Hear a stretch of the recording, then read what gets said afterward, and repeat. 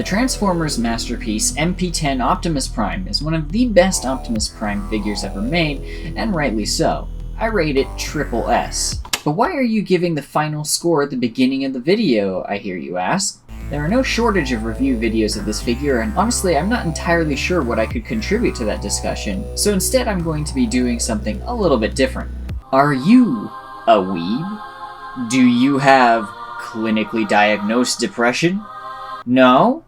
Would you like to? The Transformers MP-10 Ava is a repaint of the MP-10 Optimus Prime that was a part of an official crossover with Evangelion. Why? Because dang it, it's my mental illness and I get to choose the coping mechanism. Is it a cash grab?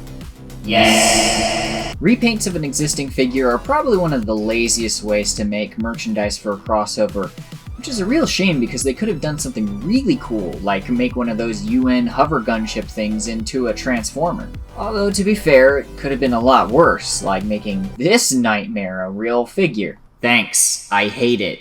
It seems like when it comes to crossovers, Takara just slaps a new coat of paint onto the MP-10 and calls it a day. Come on, Takara, this is something that even Hasbro gets right.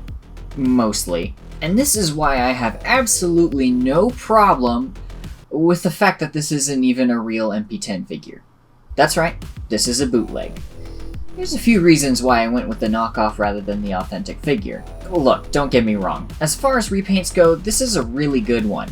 But it's not that cool. Second, unlike bootlegs of other figure brands, Transformers knockoffs are actually comparable to official ones in quality. And third, even if I were to purchase an authentic one today, it's not like any of that money's going to the official source anyway. So, how does this imposter hold up compared to an authentic MP-10?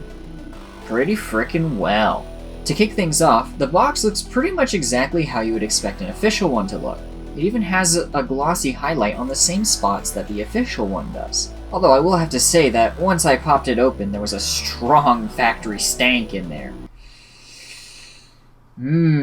Carcinogens. Thankfully, after a minute or so, it dissipated. Really, quite honestly, the only major issue I have with this figure is something that I noticed right away.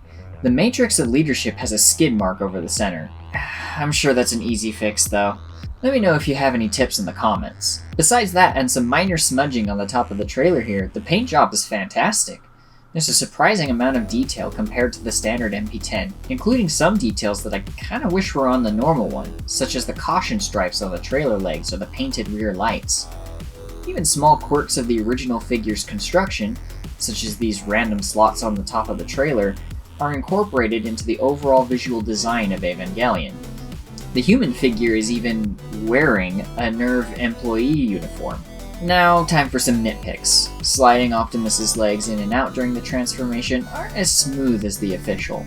The wheels don't spin nearly as well, but some WD-40 got them moving decent enough where it really isn't a problem. Finally, sometimes things don't click in quite as well as the official one. However, these issues are so small that if the eBay listing I had bought this from weren't explicitly labeled as a KO, I could have been fooled. If I were to hazard a guess, this bootleg is probably made using the same production process as the official ones. They just kept production going long after the original run was supposed to end. I have to say, I'm quite impressed.